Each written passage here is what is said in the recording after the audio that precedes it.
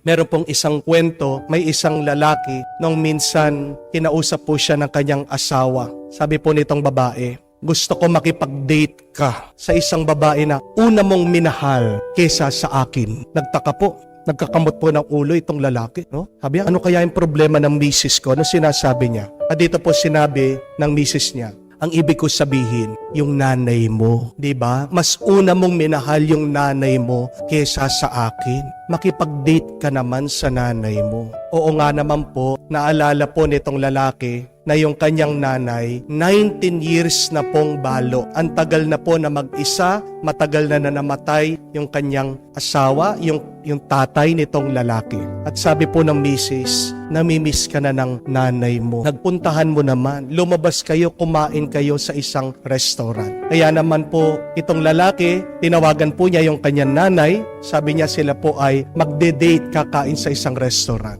Very excited po yung matanda. At pagdating po nitong lalaki doon sa bahay ng kanyang ina, pagkabukas ng pintuan, napakaganda daw po ng kanyang nanay. Very excited daw po itong matanda dahil napakatagal na nga ng panahon na hindi siya nabisitahan ng kanyang anak. Pumunta po sila sa isang restaurant, kumain sila, nagkwentuhan, at sabi po ng kanyang nanay, "Nak, sa susunod, ako naman yung taya, ha?" Sabi po nitong lalaki, "Opo, Nay, wag po kayong mag-alala." At nung umuwi po sila, hinatid po ng lalaki itong nanay sa kanyang bahay. Alam niyo po anong nangyari? Pagkatapos po ng ilang araw, namatay po yung nanay.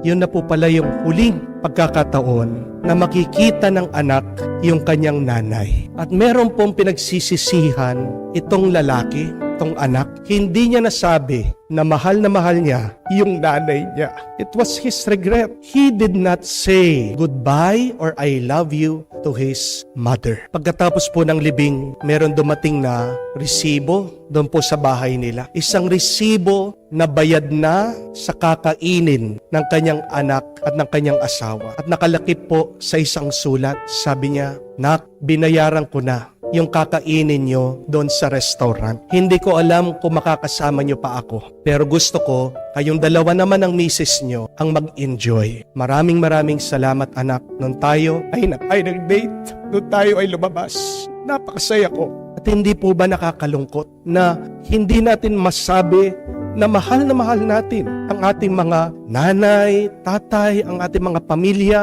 Isa sa mga pinakamasarap na karanasan ay yung pag nasabi natin na mahal natin sila.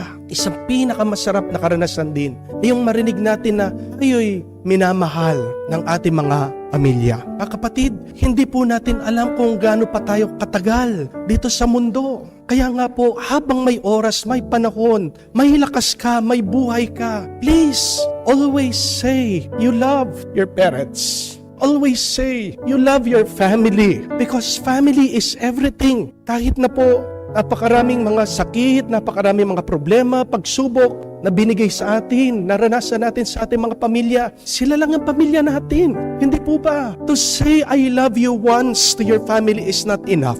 Amen? Hindi po sapat na sabihin nyo, minsan lang, sa isang taon, mahal nyo yung pamilya. Sabihin nyo, palagi, always, bawat oras, text nyo, tawagan nyo yung mga pamilya. Tawagan nyo yung mga magulang. Tawagan nyo yung mga kapatid. Sabihin nyo, mahal nyo sila. Kahit na nag-aaway kayo, baka yan yung maging dahilan para magkaayos kayo muli. Dahil pag sinasabi nyo, mahal nyo sila, yan yung nagsisilbing glue para maging matibay, para manatili kayo sa bawat isa.